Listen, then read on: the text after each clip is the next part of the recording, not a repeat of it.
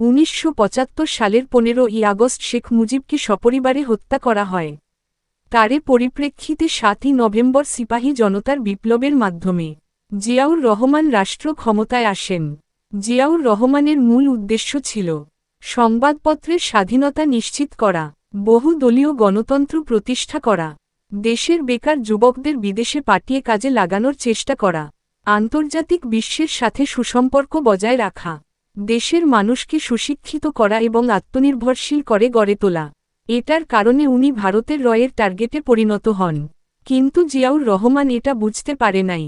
না বুঝার কারণে জিয়াউর রহমান শেখ হাসিনাকে এদেশে রাজনীতি করার সুযোগ করে দেন।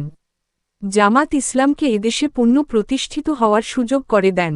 কিছু দুষ্কৃতকারী সেনাবাহিনীর হাতে 1981 সালে 30 মে চট্টগ্রাম সার্কিট হাউজে জীবন দিতে হয়।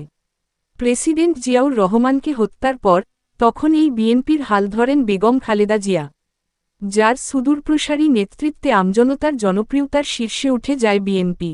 খালেদা জিয়ার আপসহীনতার কারণে 1988 সালের নির্বাচনে দেশের সাথে বেইমানি করে তখন জামাত আওয়ামী লীগ গিয়েছিল। কিন্তু খালেদা জিয়ার নেতৃত্বে বিএনপি তখনকার নির্বাচনে যায় নাই, যার ফলস্বরূপ 90তে এরশাদের পতনের পর 1991 নির্বাচনে 146 আসন পেয়ে বিএনপি রাষ্ট্র ক্ষমতায় আসে।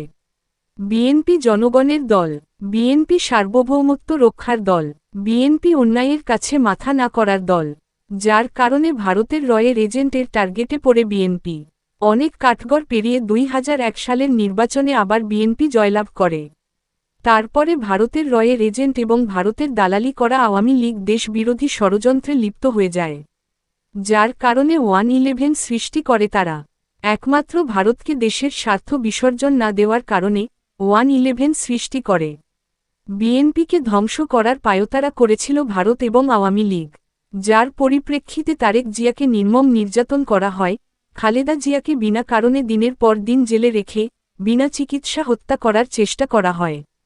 ভারতের রয়ের এবং আওয়ামী লীগের ষড়যন্ত্রের কারণে বিডিআর বিদ্রোহের নামে 57 জন সেনাবাহিনীর অফিসারকে হত্যা করা হয়, যার খেসারত গত 17 বছরের দেশের জনগণ দিয়ে গেছে। গুম, খুন, বাক স্বাধীনতা, সংবাদপত্রের স্বাধীনতা, বাকশাল কায়েম হওয়ার জন্য শেখ হাসিনা যা যা করার দরকার সবই করে গেছেন। আজ বিএনপির প্রতিষ্ঠা বার্ষিকী স্মরণ করি শহীদ রাষ্ট্রপতি জিয়াউর রহমানকে এবং দোয়া করি আপসহীন নেত্রী বেগম খালেদা জিয়া এবং তারেক জিয়াকে। আশা করি আগামীতে আবার তারা ক্ষমতায় এসে দেশের স্বার্থকে বিসর্জন না দিয়ে দেশ রক্ষার কাজে নিয়োজিত থাকবেন। শুভ হোক বিএনপির প্রতিষ্ঠা বার্ষিক।